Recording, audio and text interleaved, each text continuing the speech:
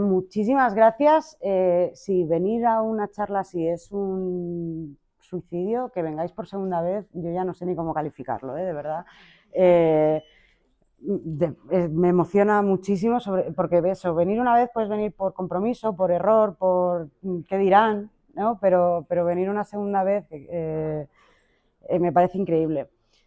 Es la segunda charla del ciclo que yo, cuando lo planeé, íbamos a hablar de lo que no fueron los campos de concentración. Me iba a centrar sobre todo en todos esos campamentos de los que os hablaba, de campos de trabajo que no eran exactamente campos de concentración o no han sido clasificados como tal dentro de la historiografía. Iba a hablar de los guetos. No vamos a hacer eso hoy. Porque es verdad que en la sesión anterior, si bien creo que era necesario hacer todo ese repaso de cómo se llega a establecer un régimen que permite y normaliza la existencia de este tipo de infraestructuras,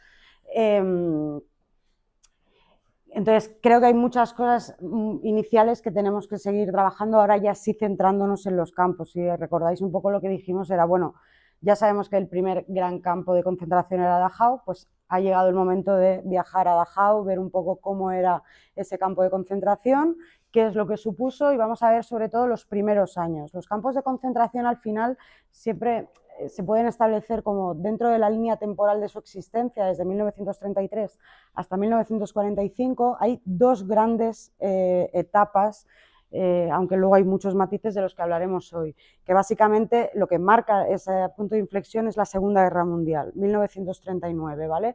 Vamos a hablar hoy de eso, vamos a hablar de cómo vestían los presos, qué tipo de distinciones llevaban, pero antes de meternos en el meollo, aprovechando que os digo que hoy no vamos a hablar de esto, la última de las charlas también, la del 29 de abril, que era sobre los y las españolas, finalmente tampoco va a ser sobre los y las españolas, y esto sí que quiero por favor que os lo apuntéis a sangre si hace falta en vuestras agendas.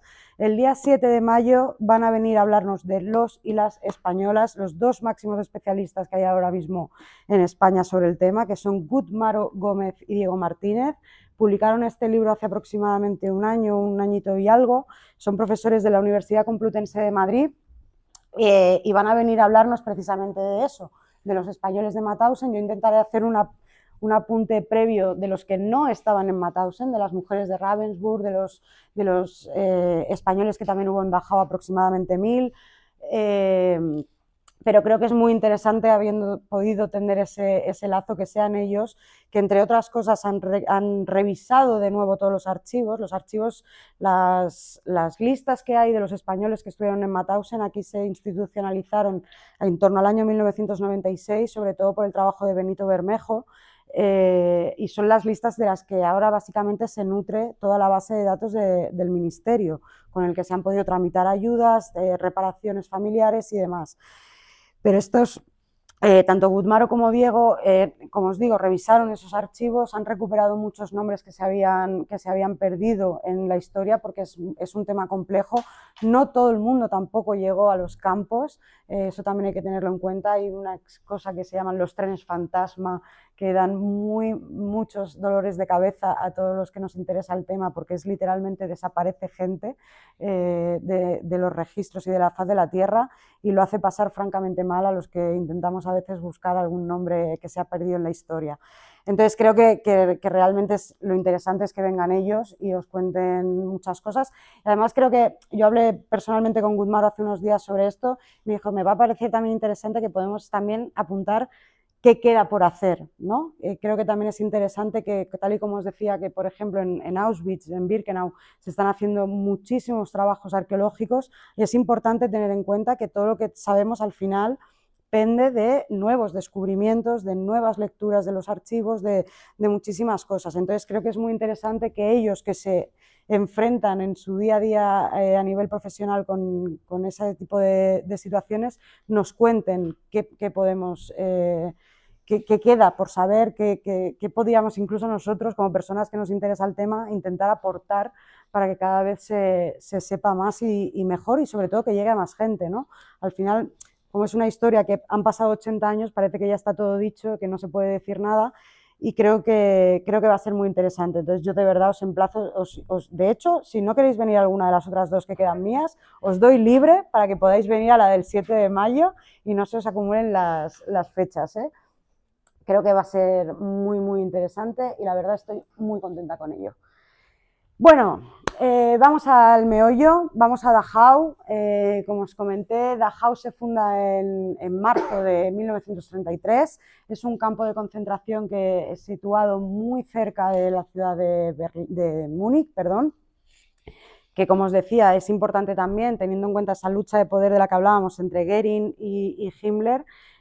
Himmler, de alguna manera, sale victorioso de esa mini pugna personal de a ver quién hace mejor el trabajo para el jefe. Y bueno, pues estamos en el mes de marzo, os dije más o menos la cantidad de gente que estaba en prisión. Empiezan a llenarse todos los campos, empieza a haber muertes, no es una muerte sistemática, recuerdo, es muy importante, ¿vale? Este es más o menos el plan, ¿vale? Esta es la primera etapa que he venido que nos va a servir de guía un poco para hoy. ¿Vale? En 1933, cuando ya se establecen esos primeros campos, hay sobre todo 4 campos que, como veis, están separados, están divididos por toda la geografía. Es importante, por ejemplo, que Columbia House, creo que ya lo comenté en la anterior, os enseñé una foto. Columbia House en realidad no es bien un campo de concentración, pero es como el gran centro de detención ya específico que hay en la ciudad de Berlín. Al final, Berlín es una ciudad con una grandísima tradición comunista. Como sabemos que las primeras grandes cribas fueron precisamente hacia los comunistas, Berlín se queda muy pequeño, todas las instalaciones penitenciarias que hay. Columbia House está situado aproximadamente, si habéis viajado a Berlín, está muy cerca, prácticamente es una parte del actual aeropuerto principal de Berlín, del Tempelhof, ¿no? Es Tempelhof. Eso también me lleva a una cosa que tendremos que tener en cuenta y que veréis vosotros si viajáis a estos lugares. Los campos de concentración, os dije, muchas veces aprovechaban unas primeras instalaciones, muchas veces militares, que habían caído en desuso y demás. Eso hace que tengan cierta cercanía a las ciudades, pero que no estén en las ciudades, ¿no? Que es lo que luego ayudará a muchos alemanes a decir, nosotros no sabíamos nada, eso no estaba a la vista de nadie. Y eso, como vimos, es absolutamente falso. Pero básicamente tenemos estos 4 grandes campos de concentración. Cuando digo grandes, tampoco nos podemos hacer a la idea de lo que, pues, si habéis, por ejemplo, visitado Auschwitz, no tiene esos tamaños, ¿eh? En 1933, en los campos realmente, creo que las cifras, como os dije la otra vez, depende mucho de los historiadores, de qué interpretes tal, pero no estamos hablando de más de 5.000 personas en ese momento en estos centros de reclusión. Los de ocupación, los de mayor ocupación son Oranienburg y Dachau, por una cuestión de que son las 2 principales ciudades del país, con mayor tradición comunista y anarquista, en el caso de Múnich también. Y bueno, de momento lo que decíamos, son unos campos muy primarios, no hay cámaras de gas, no hay un plan, no hay absolutamente nada. Y aquí vamos a dar un pequeño salto de 2 meses hasta el mes de abril de 1933, que es donde se erige esa figura que yo os dije que no ha pasado a la historia y que debería haber pasado a la historia, que es Theodor Eicke. Theodor Eicke, que fue el segundo comandante de Dachau, fue una persona muy importante porque Dachau, de alguna manera, como os dije, se convierte en campo modelo. Él es el segundo, como os digo, comandante. Al primero, aquel le habían destituido por aquellos asesinatos de aquellos judíos que habían estado investigando los fiscales y demás. Entonces deciden quitárselo del medio y ponen a Eicke. Eicke, además, se convierte un poco en el segundo de a bordo en ese momento de Himmler para todas estas cuestiones de represión y reclusión de la disidencia. y capitanea también, ya se crea el primer organismo, digamos, oficial dentro del Reich, que es una especie de oficina de supervisión de los campos, y es Eike el que se estará a la cabeza de esta oficina. Las siglas en alemán es IKL, por si básicamente veréis, por ejemplo, hay este libro que para mí es como una especie de biblia de los campos de concentración. KL al final es por Concentration Lager, ¿vale? Lager es campo en alemán, ¿vale? Entonces la denominación se hace extensiva. Los alemanes ya sabéis que construyen un poco como por suma de conceptos las palabras. Entonces, Eike se hace con ese control y elabora el primer manual de cómo gestionar y qué es lo que tiene que pasar y no pasar en un campo de concentración. Eso implica desde cuánta cantidad de comida hay que servir a los presos para que vivan lo suficiente para que nos sirva, sobre todo en ese caso que ya os dije, para hacer ladrillos y ese tipo de cosas. Los 4 campos estarán ligados precisamente a la creación de materiales de construcción. Hay que pensar que también Alemania aún estaba en un proceso de expansión de sus ciudades. Berlín, por lo menos en la época de Weimar, crece muchísimo, muchísima además protección oficial, muchísimos barrios nuevos. Y luego también una cosa que luego se atribuyó a Hitler, pero que era un plan de la República de Weimar, son las famosas autobahns, las autopistas, ¿vale? Eso era un plan de la República que por cuestiones temporales acaba ejecutando en su mayoría Hitler. Pero claro, todo eso necesita materiales. Esos materiales se trabajarán muchas veces desde estos campos de concentración. Entonces, ese manual implica absolutamente todo, cómo tiene que funcionar, cómo se tienen que comportar los guardias, cuál es el horario, absolutamente todo lo que os podáis imaginar. Y 1934, además de ese manual, nos trae una cosa que lo cambiará también todo. Sé que es una expresión que uso mucho, pero es verdad, esto es una historia al final, parece una veleta, pero es como hay determinados acontecimientos que lo cambian todo, de repente dan un volantazo al curso de la historia. Y si recordáis, yo os dije que los campos de concentración en un principio los controlaba, los vigilaba tanto la Policía Nacional, lo que sería para nosotros la Policía Nacional, como las SA. Pero claro, llegamos a 1934 y sucede la noche de los cuchillos largos. Precisamente es Himmler, Goering muy especialmente, llevaban un tiempo un poco emponzoñando la idea en la cabeza de Hitler, que por otro lado no debía ser difícil de emponzoñar, con la idea de que tanto Röhm como las SA iban a dar un golpe de Estado para hacerse ellos con el control de todo el Reich. No hay ninguna prueba de que eso fuera ni remotamente cierto. De hecho, cuando Röhm había tenido alguna desavenencia con Hitler, directamente había dejado el país. Röhm había pasado largos periodos en Colombia, por ejemplo, durante ese ascenso del nazismo. Él no pretendía eso. Sí que es verdad que era un perfil de persona mucho más violenta, en lo físico, digamos, por lo menos, era muy impulsivo. Al final acabaron usando bastante la excusa de que era homosexual para decir que no era digno de los galones y de la camisa parda, pero la realidad es que tampoco sabemos que Hitler tuviera ningún tipo de animadversión personal hacia los homosexuales. Pero bueno, la noche de los cuchillos largos marca ese punto de inflexión, es una noche en que mueren decenas y decenas y decenas de miembros de las SA, la cúpula queda prácticamente inhabilitada. El único que sobrevive a esa noche, de hecho, de la gran cúpula de las SA es Röhm, al que le encierran en una celda y le invitan a suicidarse. Cosa que pues, él acaba haciendo, aunque tampoco queda del todo claro al final quién pega el tiro. Hay varias teorías al respecto, no creo que sea lo importante. Pero el caso es que, claro, de alguna manera ese reinado de terror que representaban las SA lo pasan a representar las SS de Himmler, que en principio se habían creado como una especie de guardia pretoriana, simplemente eran una especie de policía de élite, poco más que para vigilar directamente la custodia de Hitler. Sin embargo, va creciendo hasta el punto de convertirse al final en el máximo órgano después de la Wehrmacht de carácter pseudo militar, si queremos llamarlo así. Es importante aquí, por ejemplo, en este periodo que va del 34 al 36, os he querido apuntar aquí, por ejemplo, que una de las cosas que hacen, claro, son bastante organizaditos en los alemanes a la hora de cuando tienen una idea, lo primero que hacen es ponerle un nombre a la idea, crear una oficina para la idea, un montón de formularios para articular eso y un montón de oficinistas para que rellenen esos formularios. En un primer momento, las unidades de las SS que se encargarán, que se encargarán de la vigilancia y custodia de los campos se llamaban unidades políticas en alerta, ¿vale? Un año más tarde le cambian el nombre y le ponen unidades de guardias de las SS.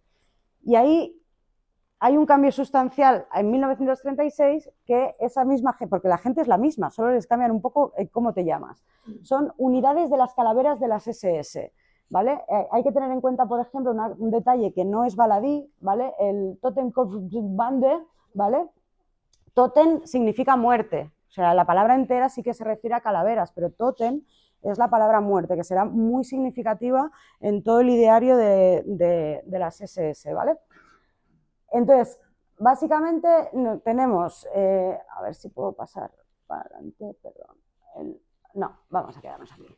En 1934 se crea ese manual y empiezan a llegar, digamos, nuevos reclutas de las SS para aprender a gestionar esos campos.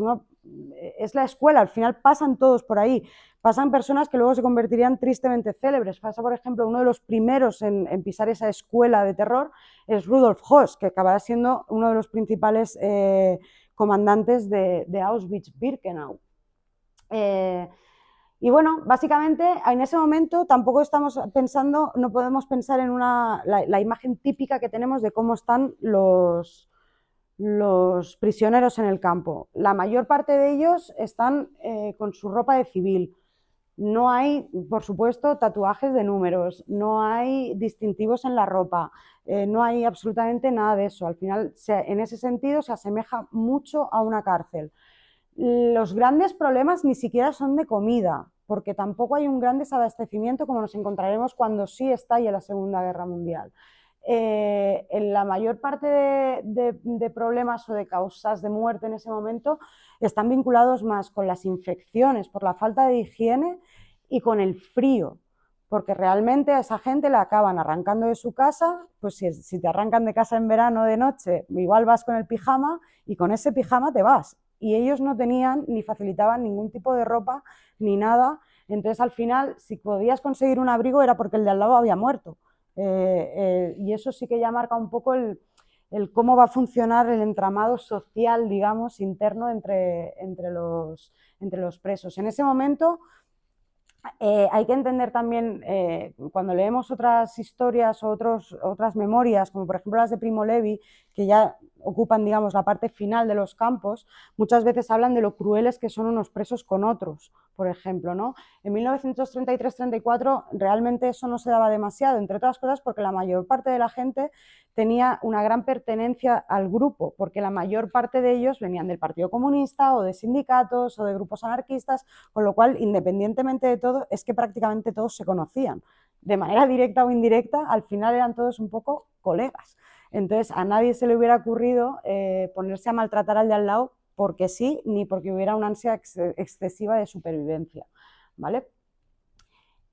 Pasamos un año más, al 1935, entre 1934 y 1935 pasa algo curioso, que es que los campos prácticamente se quedan vacíos. Esa población que os decía, de 4.000 más o menos, va menguando, porque como os dije, esa custodia preventiva que permitía la custodia, valga la redundancia, de todas esas personas, normalmente se limitaba en el tiempo. No estaba claro, no había un protocolo, digamos, de pues si tú estás acusado de tal, te vas a quedar aquí 3 meses. No existía, porque no había acusación formal, porque no había absolutamente nada de eso. Sin embargo, tenían un poco de criterio a veces o incluso hacían unas pseudo amnistías de decir, pues vamos a liberar a 300, buscadme 300 y los liberamos. Era todo muy, muy informal, ¿vale? Y entonces los campos se quedan un poco sin gente, o sea, realmente no... Y claro, de repente el Reich tiene unas nuevas estructuras que tienen unos costes de mantenimiento, pero no se están quedando sin gente. Entonces, Eso Himmler lo interpreta como una posible pérdida de poder y de influencia sobre el Führer. ¿Cuál es su solución? Entre otras cosas, alentar, que tampoco es que hiciera demasiada falta, pero como que propicia bastante que algo como las leyes de Nuremberg se agilizaran un poco. La aprobación de las leyes de Nuremberg se agiliza bastante. Hay que pensar, cuando decimos las leyes de Nuremberg, normalmente lo decimos tal cual, las leyes de Nuremberg son dos, en realidad, por eso se dice en plural. Es una ley que de alguna manera busca la pureza de la raza, que es la que afecta, digamos, a los judíos, que ahora veremos la tabla, y luego hay una segunda que habla de la ciudadanía, que de alguna manera están vinculadas, pero no tienen por qué tener relación. ¿Por qué? Porque la de la raza aplicará sobre todo a cuestiones, pues, judíos, gitanos, romaníes, sintis, extranjeros y tal. Sin embargo, la de ciudadanía les permite también quitar la ciudadanía a otro tipo de personas, o sea, homosexuales, testigos de Jehová, por ejemplo. Entonces, son dos leyes que están relacionadas, que a día de hoy se entienden como leyes de Nuremberg, pero que en realidad son dos, ¿vale? Y ahí, de alguna manera, sí que empiezan otra vez a tener ya la excusa. Si tú estás incumpliendo una ley, ya hay un delito, con lo cual te puedo perseguir. Ahí, de alguna manera, sí que empieza el hostigamiento hacia los judíos. Sobre todo empieza a nivel administrativo y laboral.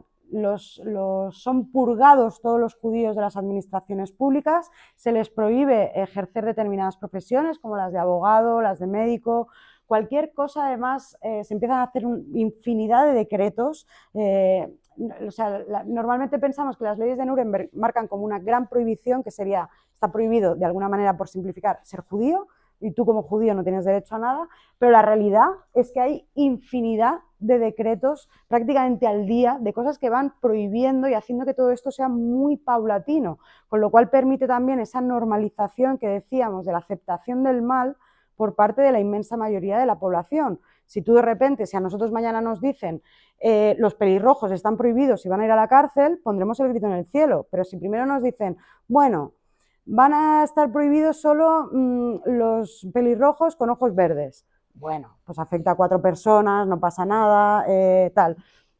Y en ese sentido los nazis, aunque me cueste reconocerlo, son muy inteligentes, entonces saben hacer esa progresión. Una cosa, por ejemplo, que a mí me llamó mucho la atención cuando empecé a estudiar todos y cada uno de esos decretos, es que por la película del pianista lo conoceréis, que les prohíben sentarse en los bancos, ¿no? En Polonia se prohíbe a los judíos sentarse en los bancos públicos. Pero es que también antes, muchísimo antes, ya en el año 35, a los judíos alemanes se les prohíbe tener mascotas. Claro, a mí es una cosa que me reventó mucho la cabeza cuando lo descubrí, porque pensé, de verdad, es absurdísimo. O sea, ¿qué sentido tiene prohibirle a alguien tener mascotas? Y entonces se lo pregunté a un historiador alemán y me dijo, claro, una persona con perro es una persona humana, es una persona que se le entiende una empatía, un amor al prójimo, un cuidado hacia otra criatura, y si tú quieres deshumanizar absolutamente a los judíos, no puede ser que de repente un judío aparezca en el parque diciendo, ¡ay, qué bonito mi perro! Y cuidando de ese perro, porque entonces una persona que tenga ciertas dudas dirá, no son tan malos si cuidan súper bien de sus perros. Ese juego, ese absurdo, va a acabar marcando realmente esa banalización del mal de la que luego a Hannah Arendt y tantísimos nos acabarán haciendo reflexionar, ¿no? Pero como os digo, sobre todo es una persecución administrativa y laboral. ¿Por qué? Porque en 1936 Berlín tenía que acoger los Juegos Olímpicos. Y a pesar de que Hitler tuvo que apretar muchísimo los dientes por la participación de gente como Owen y otros tantos, y hizo purgas dentro del propio equipo alemán, no podía tampoco arriesgarse a tener determinados follones con la comunidad internacional, porque en ese momento Alemania no hubiera podido de ninguna de las maneras afrontar una guerra. Y por triste que parezca, es algo que estaba aprendiendo gracias a España.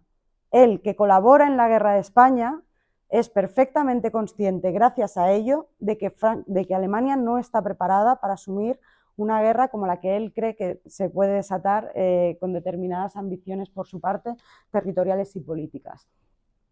Entonces, en ese sentido, el régimen nazi pues, hace lo que hacen todos a día de hoy también, que es limpiar mucho su ciudad, prepararlo todo y hacer de los Juegos Olímpicos una gran apuesta de propaganda por su ciudad.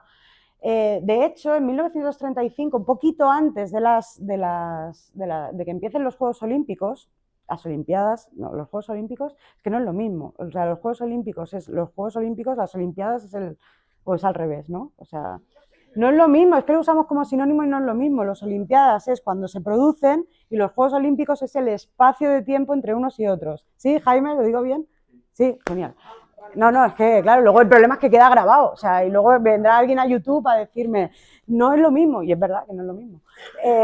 Poco antes, lo que quedaba de las SA, que aún tienen poder, y las SS intentan hacer una especie de boicot a comercios judíos en Berlín, y fracasa absolutamente. La gente no participa de manera masiva en ese boicot, les da exactamente igual.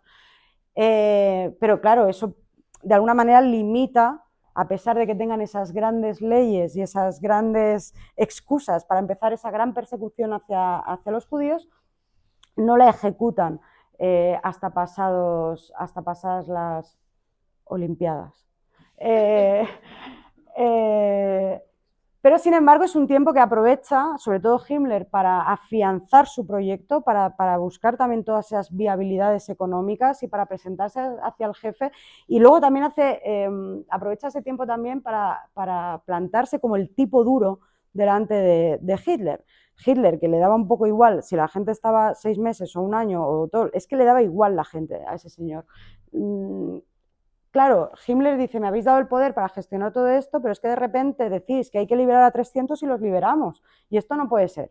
Hay que tener mano dura. ¿Por qué? Porque, entre otras cosas, como os decía, Goering seguía controlando el Ministerio de Prusia, con lo cual continuaba controlando las prisiones. Y en ese momento, digamos, hay una población reclusa en los campos de concentración de aproximadamente 7.000 presos, pero es que en el resto de las cárceles alemanas había 100.000, con lo cual, poniendo poder por poder encima de la mesa, tenía mucho más poder Goering, y eso es lo que Himmler va a intentar revertir. Entonces Himmler, entre el 34 y el 36, le come la cabeza suficiente a Hitler para decir, hay que dejar de liberar presos. Entonces, en el año 35-36 ya empezaba a ser más difícil que si te metían en un campo pudieras salir. Empezaba a ser cada vez más complicado. La realidad de los presos diaria era que seguían sin saberlo, porque, como os digo, no había proceso, no había acusación, no había absolutamente nada. ¿Vale? En 1936, además, nos aparece uno de los decretos, esos que os digo, que había un montón de decretitos, pero aparece uno que es muy relevante, que es el decreto sobre la lucha preventiva contra el delito por medio de la policía, que dicho así, pues no dice nada. Os lo traduzco. Cualquier persona que yo considere que no aporta a la raza aria y a la sociedad que queremos crear, es un antisocial y al campo que te vas. Tal cual, es como una carta en blanco de quien no me gusta se va para allá. Esto aplicará sobre todo en primera instancia a testigos de Jehová, homosexuales, sí, yo creo que fundamentalmente, bueno, a lo que ellos llaman asociales, que es una categoría un poco particular, que básicamente son vagabundos, personas incluso de paro de larga duración, que ellos consideran vagos, o sea, hacen como una especie de eso, de amalgama de lo que ellos consideran no productivo, y le llamarán eso, los asociales. Entonces, en 1936 se multiplican las persecuciones, empezarán sobre todo por los asociales, la población reclusa prácticamente se dobla en campos de concentración, tanto que Oranienburg, por ejemplo, experimenta su gran primera transformación, que incluso llevará a su cambio de nombre, que será el de Sachsenhausen, ¿vale? Y de alguna manera marca el punto de inicio de lo que conformará los grandes campos alemanes, que van a ser Dachau, Sachsenhausen, Buchenwald, que como veis es del año 37, Flossenburg, luego ya en Mauthausen veremos porque en el 38, como sabéis, se anexionan Austria, y Ravensburg. Estos serán los grandes campos que permanecerán durante todo el periodo en territorio de Alemania. Es importante, veremos un poco también cuando veamos sobre todo la segunda parte y el tema de los campos de exterminio, que en ningún caso, en este momento de la historia, insisto, no había voluntad de convertirlos en campos de exterminio. No había voluntad de que fueran campos de muerte sistémica e industrializada. Entonces, eso hará que realmente a pesar de que en Dachau, en Flossenbürg, en Buchenwald, había cámaras de gas y había crematorios y tal, es algo que se hizo muy a posteriori y que las propias construcciones nunca serían tan grandes como las de los campos única y exclusivamente pensadas para ello, como serían Auschwitz, Kelmo, Majdanek, Lublin. No van a tener esa gran capacidad de muerte, digamos, de campo, comparado con lo que veremos, ¿vale? Perdón, yo solucionaré esto en algún momento, pero soy muy decimonónica tecnológicamente hablando. En 1936, cuando empieza toda esa persecución de los asociales, que como os digo, se multiplica la población reclusa, también empezaremos a ver, bueno, este es el sistema, esto es en lo que se resume la ley racial, os lo he puesto muy amablemente en castellano, para que veáis un poco lo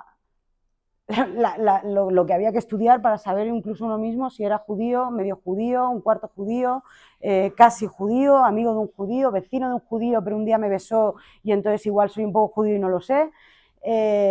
Claro, nos reímos, porque hay que reírse. Yo intento reírme mucho porque si no este tema es insoportable.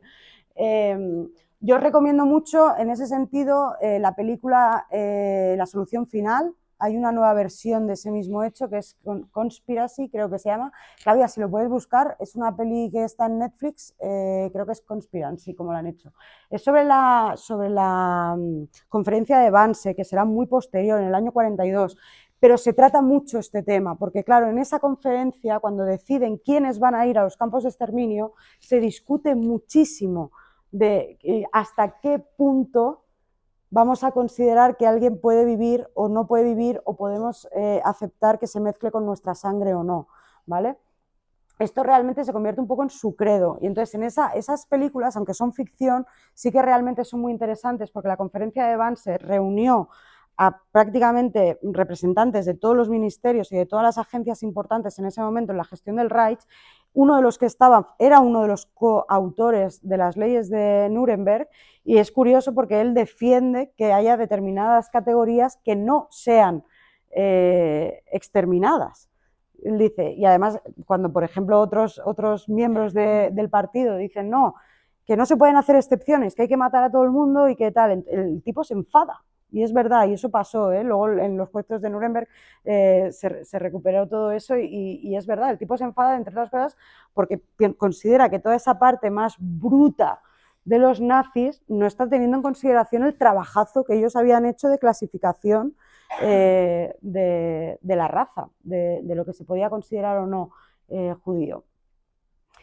Entonces, como os digo, de repente toda esta gente empezará a ir a los campos de concentración. Sobre todo lo que marcará la gran persecución, cuando empiezan a llegar, digamos, en masa los judíos o cuando empiezan a ser perseguidos, en 1938, en la noche de los cristales rotos. Solo en Berlín más de 10.000 acabarán detenidos.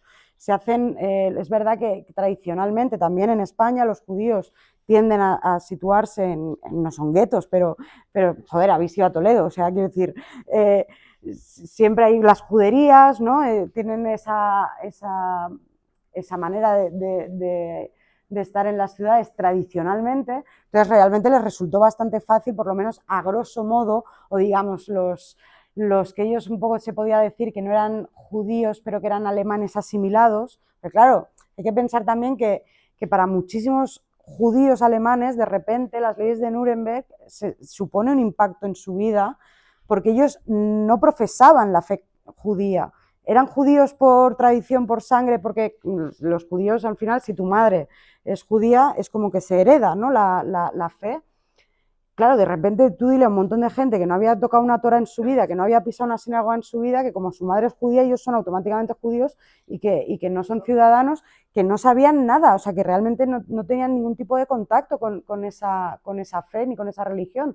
Entonces, para ellos también es un impacto brutal. Entonces, al final es como, digamos, yo soy católica, sí, yo soy católica, a mí me bautizaron. Espero que nadie le dé por ponerse a perseguir a los católicos de este país porque se nos van a llevar un montón por delante que no...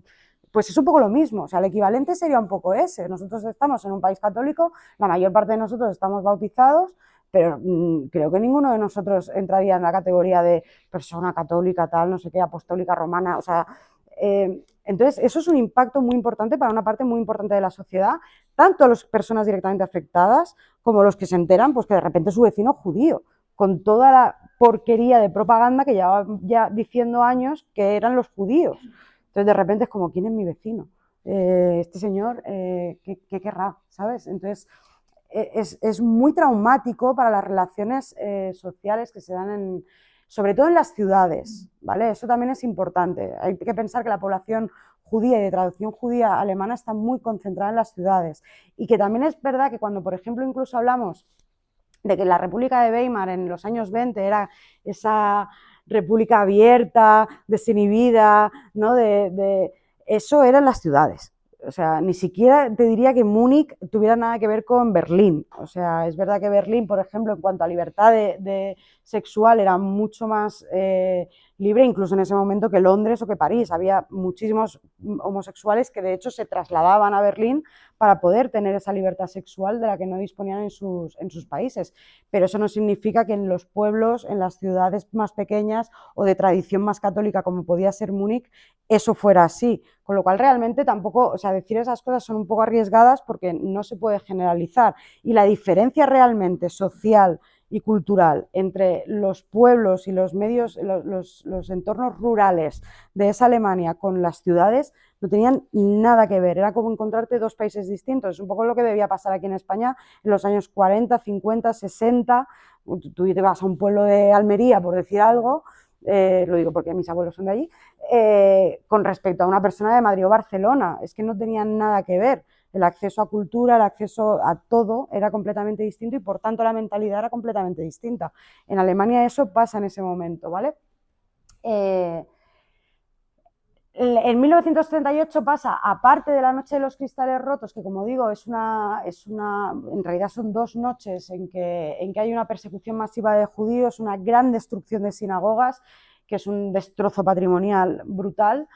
También hay la Aktion Arbeitsrecht, que básicamente es como una especie de acción de trabajo de limpieza del Reich, que es una limpieza también masiva de los asociales que os decía antes. Hay una gran persecución de personas sin hogar y una gran persecución de homosexuales. Y bueno, en 1938 también, claro, la ocupación de Austria y la ocupación de los Sudetes marca también mucho el destino de los campos de concentración, porque de repente tenemos dos territorios más en Alemania que tienen sus propios disidentes, sus propios judíos, y de hecho la persecución, por ejemplo, que se hizo de los judíos en Viena fue prácticamente ipso facto, nada más llegar, muy rápida y a unos volúmenes ingentes. O sea, la población de Viena judía ni siquiera tiene tiempo a reaccionar, que eso también es un tema del que podemos discutir mucho, que siempre se dice, ¿y por qué no se fueron? Si ya, ¿no? Si es verdad que dices, en el año 33 llega Hitler al poder, y este señor odia a los judíos, ya claro, pero yo vivo aquí, tengo mi negocio, tengo mi familia, este señor es un desequilibrado, es verdad que los cancilleres tampoco venían durando demasiado, con lo cual tampoco hacía prever, no te vas a ir a la otra parte del mundo porque un lunático se llega al poder, porque si no, si ya la migración en el mundo es algo complejo, imagínate si cada vez que llegara un gobernante que no nos gusta, la mitad de la población de ese país emigrara, o sea, sería tremendo.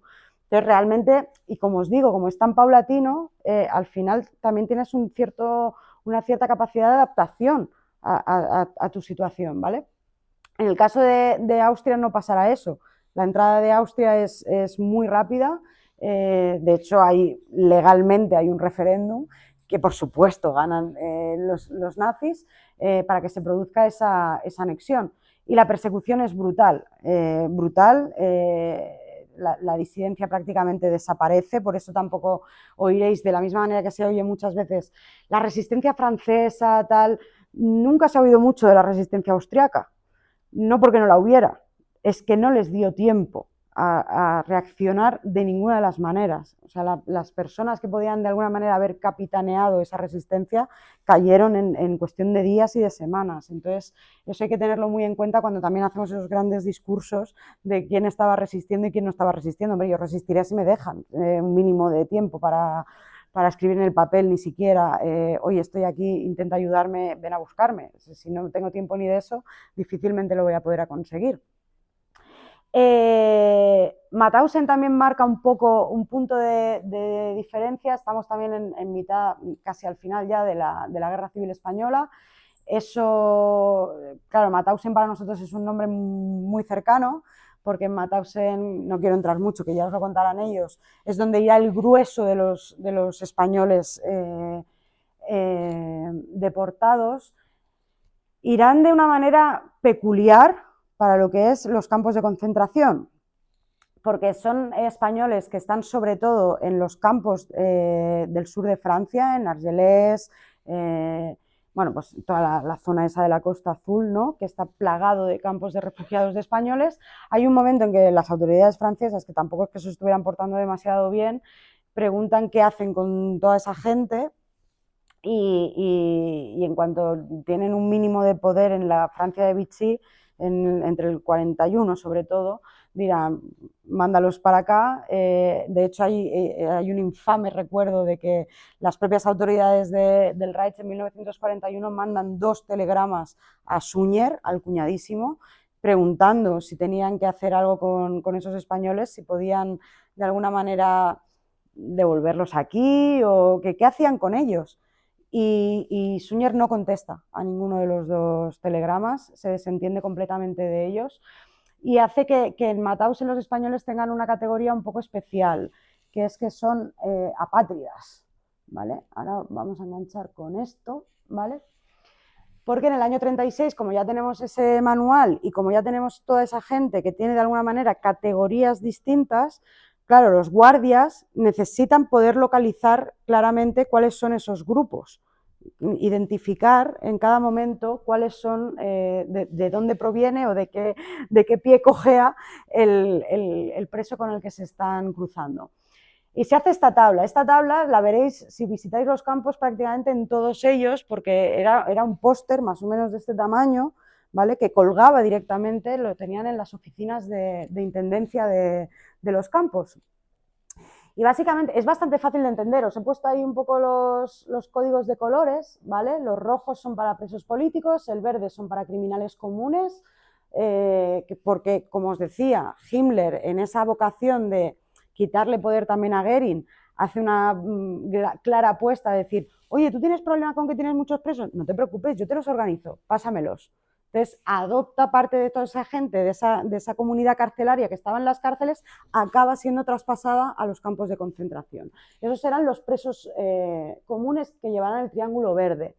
El azul, como os digo, son los apátridas, para nosotros es un color muy simbólico, es el que llevarán los españoles, los más de 8.000 españoles que pasan en Mauthausen, pero es verdad que en el cómputo general es un color prácticamente no utilizado, no está prácticamente en uso. De hecho, yo conozco muy poquitos casos que no fueran españoles que llevaran este color. Y solo aplica a los españoles de Mauthausen, ¿eh? Los de Dachau, por ejemplo, llevarán el triángulo rojo de presos políticos, ¿vale? Solo aplica a los de Mauthausen.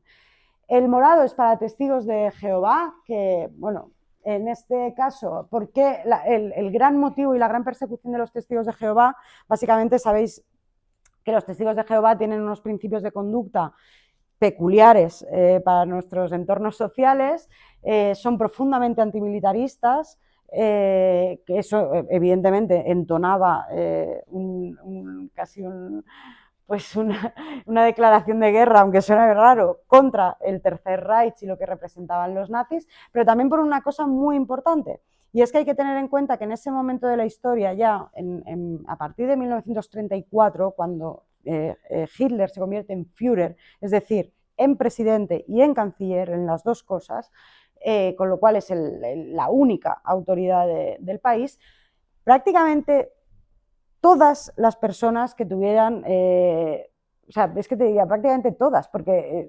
profesores, militares, por supuesto, debían jurar lealtad al Führer en algún momento, bien sea porque has aprobado una posición y entonces tienes que tal, te casas, tienes que declarar... entonces era muy importante ese juramento de lealtad que no se hacía al nazismo, no se hacía a Alemania, se hacía a la persona del Führer, única y exclusivamente, pero sí que al fondo se gestionaba un poco esa pleitesía absoluta del ciudadano hacia el líder, ¿vale? El rosa estaría dedicado o reservado para los homosexuales, el negro, como os digo, para los asociales, el marrón es un color un poco peculiar porque en un primer momento se usaba para casos especiales. Cuando hablan de casos especiales hablan básicamente de todo lo que odio, pero aún no tengo categoría creada, y luego de hecho se utilizará para los gitanos, y el amarillo para los judíos. Entonces, el sistema es bastante sencillo. En ese sentido, los nazis tienen sus virtudes, que es que son bastante fáciles de entender. Os lo he puesto también aquí en castellano. Prácticamente no hay yo no conozco ningún caso de ningún preso que llevara menos de 2 distintivos, ¿vale? Lo normal, básico de básico, era el triángulo del color que te correspondiera en función de por qué estabas preso, y el número, que es una franja así, ¿vale? Eso se lleva tanto en la pechera como en el pantalón. Se lo tienen que coser ellos como puedan. Eso os llevará a que si vais a esos campos de concentración veréis algunos que están perfectamente cosidos porque esa persona por X motivos accedió a ese material, otros estarán con imperdibles, otros estarán como medio doblados, o sea, no les daban nada, o sea, era obligatorio, pero ninguna facilidad para conseguir hacer eso, con lo cual también empieza lo que se conoce un poco por parte de los supervivientes como el sistema de humillación. El sistema de humillación parte también de eso, de te voy a obligar a hacer una serie de cosas, pero no te voy a dar los medios para hacerla. Es tu problema conseguir hacerlo. Y el problema de no llevar, por ejemplo, los distintivos era causa directa de muerte. O sea, si tú no llevabas los distintivos o te pillaban con un distintivo que no fuera el tuyo, era un tiro en la nuca y acabó. O sea, se acabó, no hay discusión posible. Pero luego encajan con un montón de otros símbolos. Por ejemplo, esto es lo más habitual que veremos en el segundo periodo, cuando ya realmente la persecución de judíos es multitudinaria. Tendrán que combinar el amarillo, digamos, va por debajo, que es el que distingue como judío, y por arriba, digamos, el motivo ulterior de la detención. En el caso, por ejemplo, de las relaciones interraciales, para que veamos un poquito hasta qué punto llegan a la paranoia de la mezcla de la sangre y de la raza. Hay un distintivo especial para personas que no tienen significación política, que no son homosexuales, que no son asociales, pero que se han casado o se han acostado o algo con una judía. Pero también tienen un equivalente para las mujeres que se han acostado con judíos, ¿vale? No es el mismo porque no sé por qué extraña razón, además estando la mayor parte de veces separados en campos a kilómetros de distancia, pero necesitan tener dos. Si un preso se había fugado o había sido acusado de haber intentado fugarse, llevaba este círculo de color, con el centro de color rojo. Ese banderín es muy característico de un tipo de preso del que hablaremos ahora también. Normalmente son los que tienen algún tipo de ocupación especial dentro del campo. Normalmente los capos lo llevarán, hablaremos de los capos ahora, pero también, por ejemplo, del personal de las enfermerías, personal médico, algo que tuviera que ser distintivo de manera rápida por la gente, ¿vale? Este es poco habitual, sobre todo en la segunda parte de la segunda época, digamos, de los campos, pero se les ponía una franja arriba del mismo color del distintivo en caso de que fuera una prisión o un encarcelamiento más o menos preventivo, que en casos muy especiales de personas que eran... es que en el argot del tema se les llama la aristocracia de los campos. Personas que incluso no podían dedicarse a matar porque tenían, pues yo qué sé, en el caso de Dachau, por ejemplo, estaba Borbón de Parma. O sea, había personas que formaban parte literalmente de la realeza de otros países y que no podían dedicarse a matar como si fueran cualquier cosa, entre otras cosas porque si se daban mal dadas, podían usarlas para canjear por presos propios en un momento dado o por conseguir algún tipo de pacto de salida, que lo intentaría Himmler al final de la guerra. Spoiler, le sale fatal, pero lo intentaría. Este símbolo, pero en negro, es el distintivo para los que están trabajando en un batallón de castigo.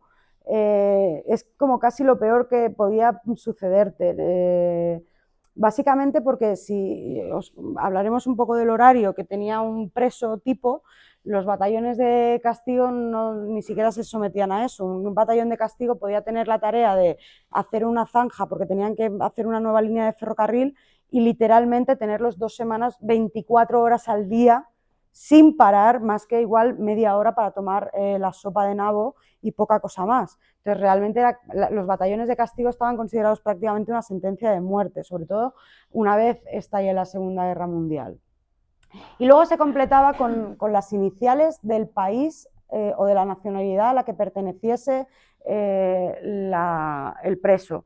Esto no sé si lo he puesto, creo que no.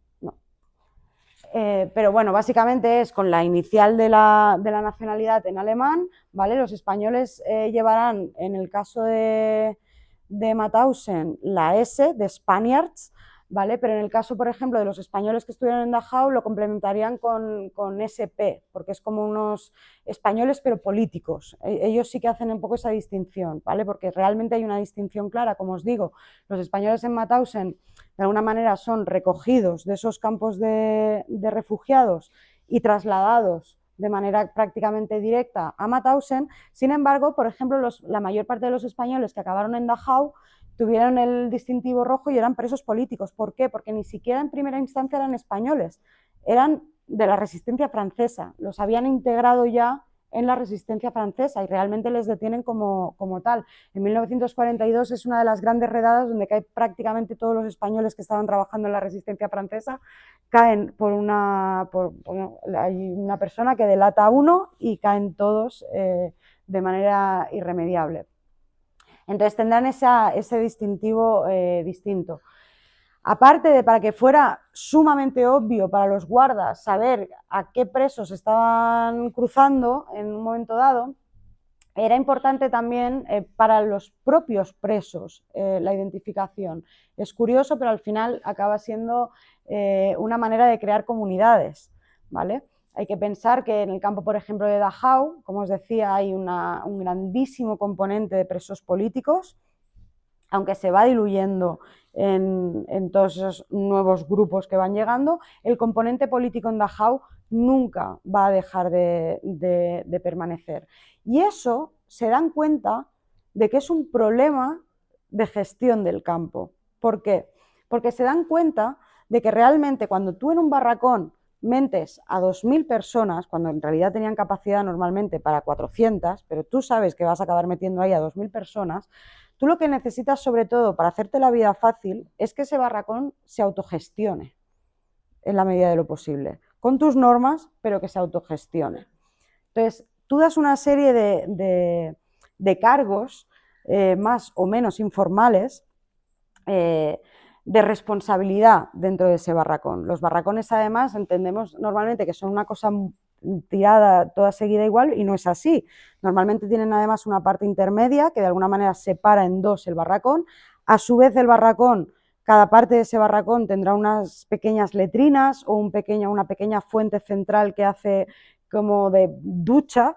Entonces eso hace que haya la necesidad de un capo, un jefe de barracón, ¿vale? Pero luego también ese mismo capo designará, por ejemplo, a lo que se llama un Stube, que es un responsable de habitación, que le llaman, ¿no? Entonces se crea una jerarquía de poder entre los propios presos. Es terrible. Entonces, claro, cuando se establece esa manera de funcionar en Dachau, quien controla eso son los del Partido Comunista. Y los del Partido Comunista tienen una serie de ideas de gestión propias a su propia ideología que no permite, por ejemplo, cosas como el maltrato sistemático. Eso lo detectan claramente los guardas y deciden hacer algo que cambiará también la historia de la sociedad de los campos, que es que los capos normalmente se le van a dar esa responsabilidad a los presos comunes. Es decir, asesinos, violadores, gente que no tiene ese arraigo social, que no tiene esa clase de pertenencia al grupo y que por tanto carece bastante de empatía y que por tanto le va a costar cero machacar al que tiene al lado, ¿vale? Eso marca muchísimo cómo van a cambiar las relaciones dentro de los campos de concentración. Y se dan cuenta también de eso, conforme van incorporando nuevos grupos, digamos, que tienen que intentar que ningún campo tenga un exceso de uno de esos grupos, que es mejor tener un poquito de cada en cada uno para que no se hagan fuertes, para que no se ayuden, para que no colaboren, para que realmente sientan que no hay esperanza en el ser humano, que su única referencia de ser humano sean precisamente esos guardas que quieren matarles y que quieren verles muertos. Entonces eso también es muy importante para cómo va a conseguir o no mantener cierta entereza un deportado en un campo de concentración. En el campo de Dachau al final habrá tantísimos que sí que se permanecerá a lo largo de los años ese cierto respeto. La mayor parte de las muertes a lo largo de la historia, o el grueso de las muertes en Dachau, sobre todo vendrán por epidemias, ¿vale? Sobre todo fue muy importante la del 44, de tifus, prácticamente dejó el campo no vacío, porque en ese momento había muchísimas personas en ese campo. En el momento de la epidemia de tifus del 44 creo que estaban unos 40.000 presos, pero se diezma absolutamente la población. Pero sí que hay ese respeto, digamos, o ese intento de cuidado para con el prójimo.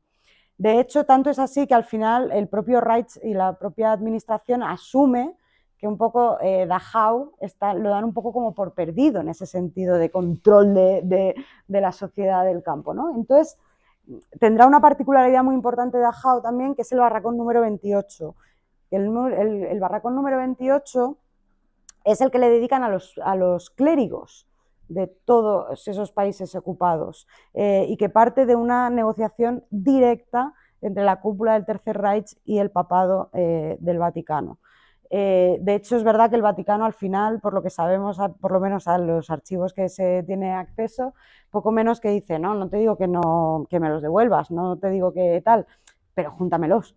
Y entonces un poco llegan a ese pacto y la mayor parte de los clérigos acabarán estando en ese barracón, que también es un poco intencionado, porque claro, estás juntando en un campo a los clérigos con los comunistas. O sea, ya había también un poco de intención de pues que se metan ahí a discutir y tal. No sucedió nada más lejos de la realidad. Cuando comunistas y clérigos convivieron, se entendieron, hablaron de muchísimas cosas, lo sabemos por libros como el de Goethe en Dachau.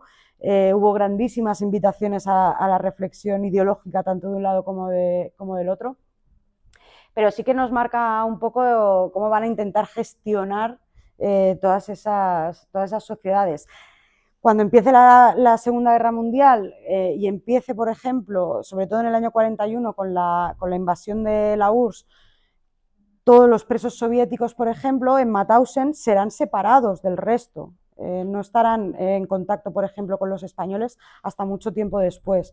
Aparte de que realmente, por ejemplo, con los presos soviéticos fueron los primeros con los que se usó de manera sistemática en los campos las pruebas de las cámaras de gas y que fueron asesinados de manera masiva en las partes, digamos, aledañas de los campos. Si vais a Flossenburg o a Buchenwald o a Buch, incluso en Holanda, veréis que visitáis el campo y luego hay una serie de guías para ir a ciertas explanadas donde se hicieron fusilamientos masivos, sobre todo de presos soviéticos y de comisarios políticos de la URSS, por supuesto.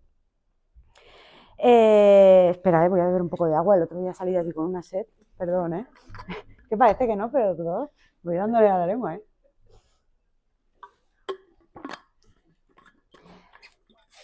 Bueno, tampoco ir diciéndome la hora, porque hoy no va a venir Luis, me pierdo la guía un poco de... No, son las 10:15. 8 menos cuarto, pues habrá que ir espabilando esto, O sea, os he traído, por ejemplo, este tipo de marcas para que vierais un poco. Todo esto son fotos que he hecho yo, ¿vale? Lo digo porque seguramente en internet habrá fotos que sean mejores. Estas son fotos que he hecho yo a lo largo de los años con el móvil. Esto, por ejemplo, es un ejemplo de parche para que veáis en este caso, sí que incluso la letra estaba bordada, porque insisto, no había ningún tipo de facilidad para hacerlo, ¿vale? Esto os lo he traído porque probablemente el brazalete típico que tenéis en mente de los judíos, cuando se les hace ya a partir del 36 y mucho más en el 38, llevar la franja todos identificativa, tendemos a pensar que es un trocito de tela, impreso o tal. En el caso, por ejemplo, del esta foto está hecha en Chelmno, creo que es, no, en Sobibor, perdón. Esto aquí no se aprecia mucho, igual un poquito aquí está hecho, está fabricado prácticamente de lo que es la película de los carretes de fotos, o sea, los vinilos estos así como medio, era así, o sea, no era tampoco nada ni siquiera cómodo de llevar y de gestionar. Pero esto mismo también podían ser pues, pequeñas tarjetitas que se tenían que colgar en la solapa, en determinados guetos, por ejemplo. Y luego esto os lo he traído por el tema de la identificación un poco de los presos. ¿Por qué? Porque nosotros tenemos muy asimilado el tatuaje de Auschwitz, ¿no? A los presos se les tatuaba el número al llegar en el brazo izquierdo. Eso prácticamente solo pasó en Auschwitz, ¿vale? La mayor parte de los campos, aparte de la identificación que llevaban, facilitaban una especie de medallones. Aquí no se aprecia mucho, estos son como unas piedras casi de gruesas, más o menos, para que no se les rompiera ni de este tamaño, ¿vale? Esto tenían que intentar en algún momento y de alguna manera colgárselo también del cuerpo. La mayoría lo llevaban colgado como si fuera un collar. Es lo mismo que pasaba con estos, por ejemplo, estos de Majdanek, ¿vale? Y de Lublin.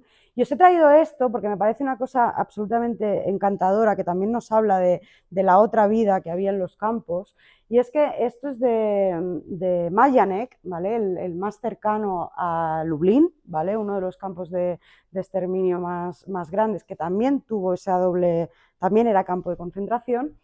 Hubo historias de amor, y la manera en que tenían los enamorados en ese momento de demostrarle amor a su mujer era coger su plaquita y lijarla como podían con forma de corazón. Y esto es importante, esto es muy importante porque realmente esto es una forma de resistencia. La mayor parte de la gente que entró en los campos de concentración de una manera u otra intentó resistir a esa deshumanización absoluta, intentó mantenerse en la medida de lo posible fiel a lo que entendemos que es un ser humano, a los sentimientos de un ser humano y a lo que mueve a un ser humano. Entonces, es verdad que nuestros ejercicios de resistencia muchas veces están vinculados a las grandes fugas, a cuando en Birkenau hicieron saltar explosionaron el tercer crematorio y se fugaron. Esto es resistencia, y esto es la mayor parte de la resistencia que va a haber en los campos de concentración durante todo su periodo de existencia. Son pequeños actos de resistencia a lo inhumano, tú estás diciendo, por activa, por pasiva, por ley, por capacidad alimenticia, por lo que me dejas limpiarme, tú estás diciendo que yo no soy una persona, y yo te digo que sí, y te lo digo enamorándome. Esto es muy importante, y es alguna cosa que además está en detalles muy pequeños, pero que sin embargo cuando recuperamos todas esas lecturas de memorias, son esas pequeñas cosas las que salvaban al final la capacidad de supervivencia de las personas, ¿vale? ¿Estamos bien? Yo me niego. Yo lo tengo tatuado, o sea que... os he querido traer también una foto de Dachau, ¿vale? Para que veáis cómo es una estructura de un campo. Es que voy a estar un poco más cómoda ahora que lo de pie. Comparte mucho estructura, luego habrá unos que serán más grandes, más pequeños, más tal, pero hay cosas que se van a repetir. Veis que la estructura es rectangular, esto de aquí, digamos, es la intendencia, ¿vale? Normalmente la puerta de acceso siempre es central, ¿vale? Es donde normalmente veréis en las verjas el Arvid Matchfrey, o no solo era ese, había varias inscripciones. Es la entrada. Aquí normalmente había una serie de estancias que empezaban de alguna manera el proceso de encarcelamiento. Pasan una parte administrativa donde se les ficha, se les da pues eso, su distintivo, su tal. Hay una serie de baños donde también ya son colectivos, que también eso es algo que pues, nosotros igual no tanto porque estamos muy acostumbrados a ir al gimnasio y ducharnos con un montón de desconocidos, pero es verdad que para ciertos perfiles de personas mayores, de rabinos, de tal, ya también apunta a ese impacto emocional de la persona que empieza y es consciente de que está perdiendo la dignidad o lo que él hasta ese momento considera dignidad, ¿vale? Está la desinfección, que normalmente se hace por unos polvos que son desinfectantes. Esos polvos además escuecen mucho, no tienen ningún tipo de problema al aplicarlos. Es verdad que la mayor parte de las veces lo aplican otros presos, no se les puede culpar demasiado de no ir con cuidado, pero realmente había que desinfectar normalmente a gente, a mucha cantidad de gente en muy poco tiempo, porque no era algo que ellos pudieran decidir. Es decir, esto se tiene que, y voy a usar una palabra muy nazi, pero esto, que son, cuando digo esto, digo personas, se tiene que procesar rápido. Esto se tiene que hacer rápido, esto no tal. Entonces eso hará, por ejemplo, también que algo muy típico que tenemos todos en el imaginario, que es el rapado de la cabeza, se lleva muchas veces a hacer con máquinas que lógicamente no están afiladas, con lo cual esquilman muchas veces la piel, con navajas. Estamos hablando también de personal que no está especializado para nada en ese tipo de tareas, a pesar de que hay muchas veces que sí que se hacen llamamientos. ¿Quién es barbero? ¿Quién está? A los nazis les importaba absolutamente nada todo eso. En el caso de las mujeres es muy significativo porque es verdad que tiene un componente simbólico importante para las mujeres el pelo, también se las rapa.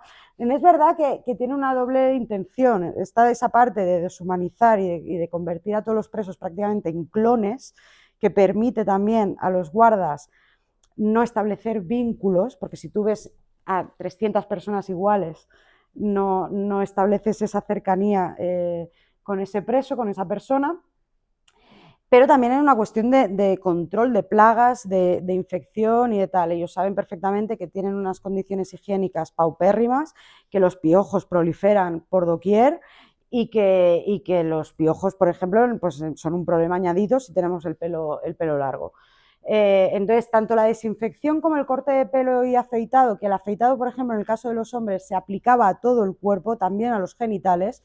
Eso implica las cuchillas y afeitadoras en los genitales sin estar afiladas, con lo cual habrá heridas y demás que muchas veces ni siquiera se podrán curar de una manera mínimamente normal, con lo cual acabará produciendo infecciones, ¿vale? Pero básicamente, de alguna manera, este es como el meollo administrativo, ¿vale? Luego tenemos esta gran estructura que es la Appelplatz, ¿vale? La plaza de recuento, ¿vale? Veréis en muchas películas, en muchos documentales, en muchas memorias, la tortura que suponía los recuentos durante horas y horas y horas de pie en estas plazas, ¿vale? Cada barracón, en principio, por la mañana, tenía que sacar a todos sus presos. En una primera instancia salían del barracón, se ponían todos en fila, salían vivos y muertos para que se pudieran contabilizar, y en ese primer conteo de la mañana a esos fallecidos se les daba de baja. Pero es verdad que, claro, estamos hablando de que hay momentos en que las poblaciones de los campos son de 20, 30, 40.000 presos, con lo cual, pues si a mí, por ejemplo, me cuesta a veces aquí hacer caja vendiendo 2 libros, pues imagínate lo que es contar a 40.000 personas en determinadas condiciones. En verano, muchísima calor, en invierno, muchísimo frío, con unas condiciones, pues ya que es de infraalimentación. O sea, hay muchísimas personas que morirán en los recuentos, simple y llanamente estando de pie, desfallecerán y morirán en los recuentos, ¿vale? De hecho, sabemos que era tan sumamente cruel porque a veces no había necesidad de recuento y se hacían recuentos especiales o se les obligaba a mantenerse de pie como castigo X horas a los presos, ¿vale? Luego estarán todas estas filas, todo esto son barracones, ¿vale? Como veis, por ejemplo, en el campo de Dachau, ahora mismo, de hecho, yo creo que ahora hay más reconstruidos. Están estos dos, pero es lo que os dije, las estructuras que se usaban para los barracones eran estructuras un poco como muebles de Ikea, se montaban de manera bastante rápida, se ensamblaban, ¿vale? Ya eran un tipo de cosas que se habían usado para el acuartelamiento de tropas en la Primera Guerra Mundial, no era tampoco un invento alemán, los franceses lo usaron en Gurs, luego lo siguieron usando con los españoles en Gurs, pero les permitía ese sistema. Claro, ¿qué pasa? Acaba la Segunda Guerra Mundial y es verdad que justo cuando acaba la Segunda Guerra Mundial y se liberan los campos, se usan los campos precisamente para todo ese movimiento de refugiados de Europa que van a ir de un sitio a otro. Luego hay muchos que se utilizarán, en el caso de Holanda, por ejemplo, en el campamento de Buc se utilizan como lo que para nosotros es un CIE, o sea, se utiliza esa misma estructura, no es coña, o sea, el campo de concentración nazi de Buc en Bélgica, en Holanda, perdón, se continuó usando muchos años para los inmigrantes ilegales que llegaban a Holanda, con lo cual también la propia apreciación de lo que nosotros, el valor simbólico que nosotros le damos a los campos no es ni siquiera ahora el mismo que se le daba en los años 60. De hecho, hay que tener en cuenta que hasta el año 55 no hay un grupo de presos, entre los que se encuentra Nico Ross, o sea, 10 años después, que plantean la necesidad de que estos campos sean centros de memoria. Hasta ese momento ni siquiera nadie se lo había planteado, que esto tenía que dejar de utilizarse para lo que le viniera bien al gobernante de turno y tenía que empezar a ser utilizado como centro de memoria y de rescate de lo que había sucedido. Pero claro, para ese entonces la mayor parte de la estructura se habían desmantelado porque no eran necesarias en esos últimos 10 años, como os digo, después de la Segunda Guerra Mundial. Entonces es bastante probable que si vais a algunos campos os quede un poco la sensación agridulce de que igual vais buscando ver esa realidad del barracón, de la vida y tal, y lo que os vais a encontrar en muchas ocasiones son explanadas, ¿vale? Están normalmente como veis aquí le ponen, por ejemplo, unas piedras especiales de gravilla para que te puedas hacer más o menos a la idea de lo que ocupaban los campos, ¿vale? Se están también haciendo tareas de recuperación. También es verdad que hay no pocos historiadores que critican eso, porque al final es como de alguna manera hacer una especie de Disneyland del terror, porque ya no es la estructura original, con lo cual estás creando algo para generar una experiencia y eso ya es un territorio un poco pantanoso, ¿vale? Pero esto, para que os hagáis una idea, es la estructura de un campo principal, que en realidad es esto. Esto es el campo principal, pero el campo de Dachau principal es todo esto, ¿vale? Porque en el campo principal básicamente lo que vamos a tener es una administración y unos barracones. Todo esto va a ser, por un lado, el campo de las SS, ¿vale? Que en el fondo, si os dais cuenta, viven como los otros. Viven en putos barracones como tal. Es verdad que no pasan hambre, no pasan tal, no les pega a nadie, nadie les amenaza con matarles, pero es verdad que el propio Reich tampoco es que les tenga muy en respeto a esta gente, ¿vale?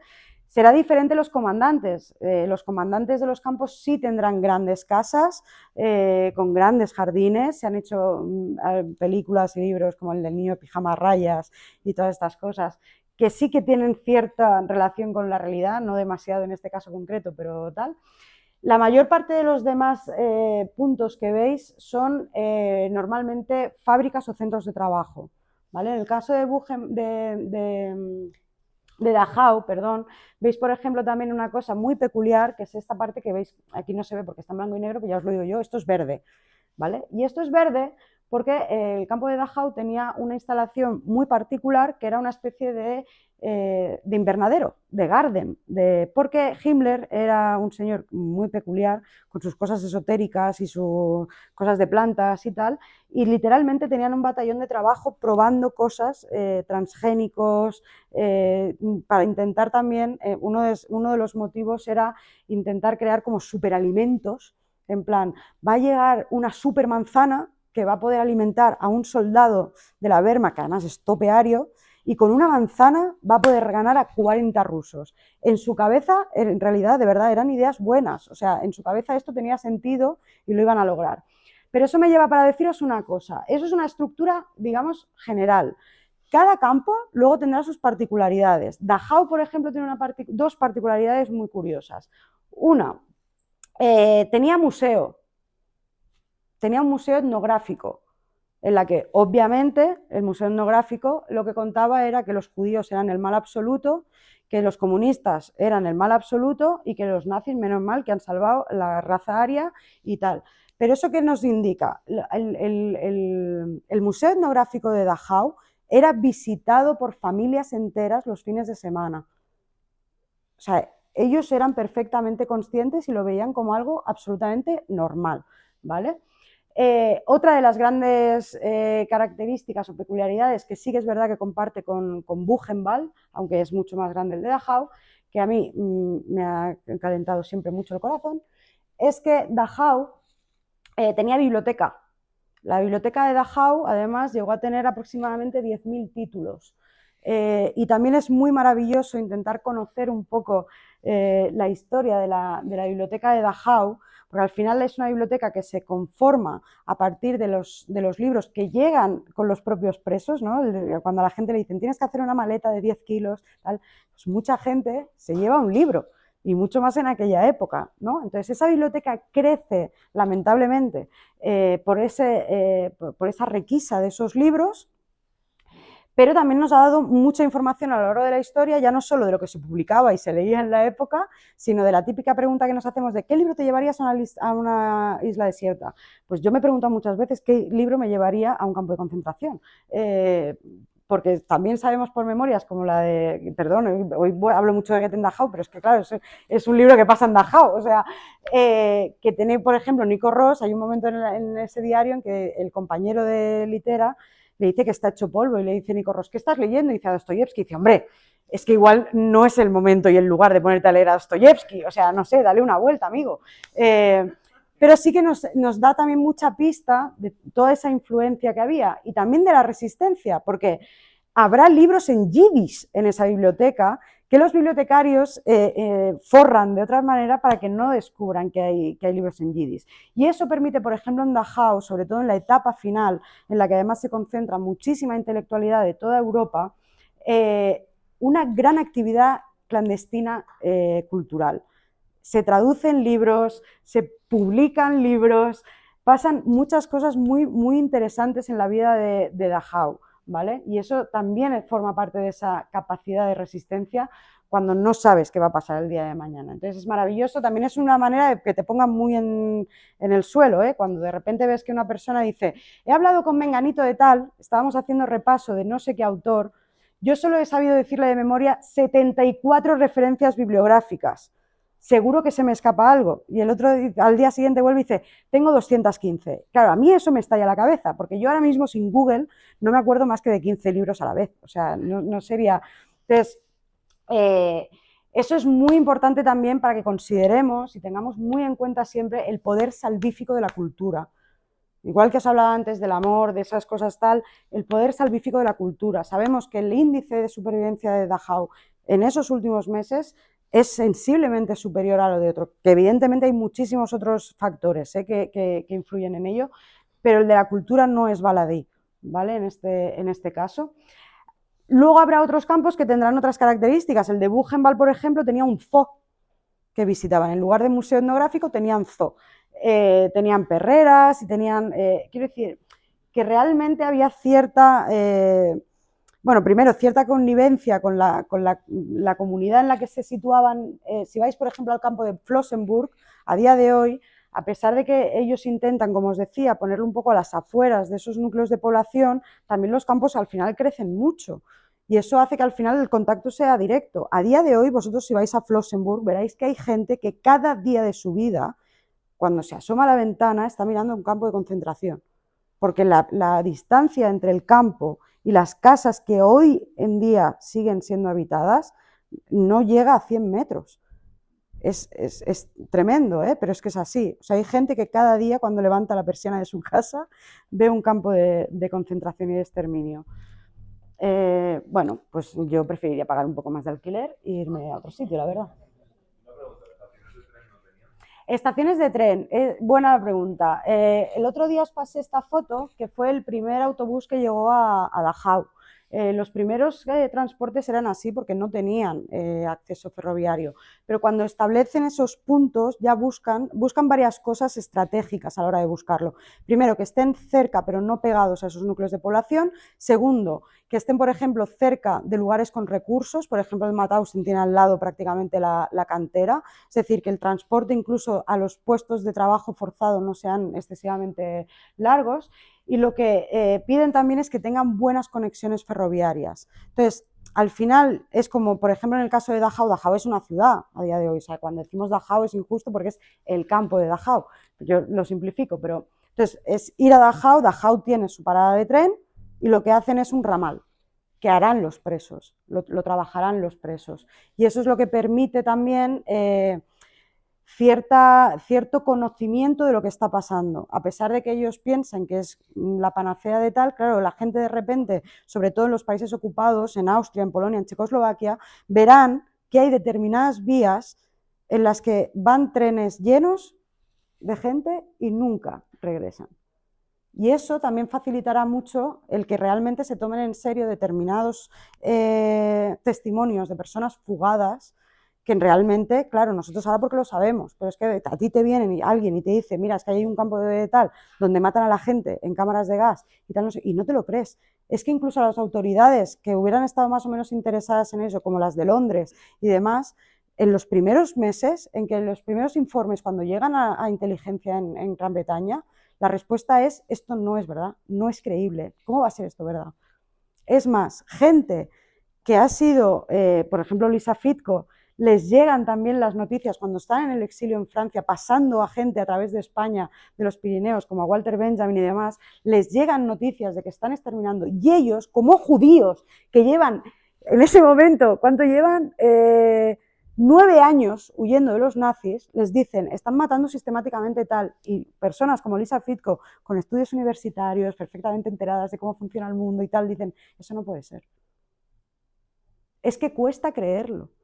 Es que nosotros ahora lo tenemos asimilado como algo, pero cuesta creerlo. Es que tú le dices a alguien que alguien ha creado sitios donde encerrar a gente con la única intención de matarlos, y no es creíble.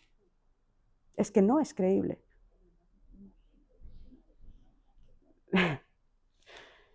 Entonces, eso formará parte del transporte. Os he traído este mapa, hablaremos de ello profusamente o no cuando hablemos de las minorías.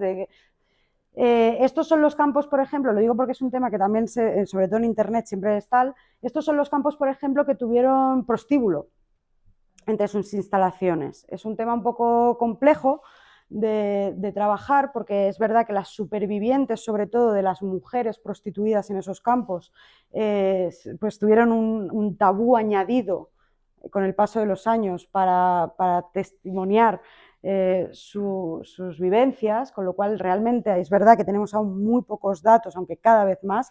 En Alemania, por ejemplo, en los últimos 2 años se han publicado 3 estudios solo sobre este tema. O sea, al final pasa un poco como siempre, la historia de las mujeres siempre llega un poco más tarde, pues encima de las mujeres que son de perfiles más o menos marginales, pues aún más. Esto tiene que ver, sobre todo, la instauración de los prostíbulos. Será un sistema que instaurará el propio Himmler a partir del año 1941, para, viendo, como os decía, esas sociedades que se mueven en los campos de concentración, para premiarles, para premiar a los mejores presos. Normalmente accederían capos a esos, pero no necesariamente. Al final también se convierte un poco en una moneda de cambio, ¿no? Tengo un pase para el prostíbulo, si me das 200 gramos de pan, y así. O sea, será moneda de negociación dentro de los campos. No solo hay prostíbulos, también hay casinos en alguno de los campos. En Flossenburg, por ejemplo, hay un casino. También hay alguna cosa que está mucho menos probada, pero yo, la verdad, en estos momentos de la historia, cero dudas, de que había incluso introducción de determinadas drogas en los campos, un poco también como premio. Pero sí que es verdad que hay un sistema que sí que está absolutamente demostrado de premio a los presos.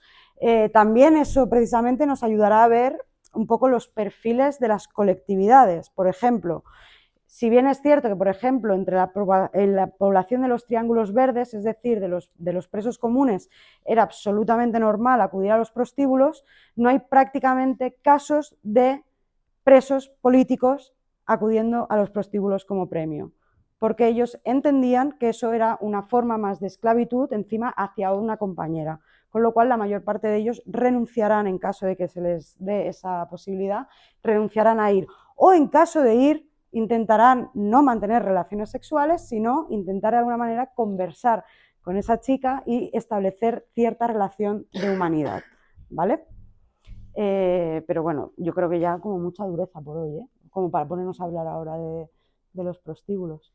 Y ya está, lo dejamos aquí por hoy.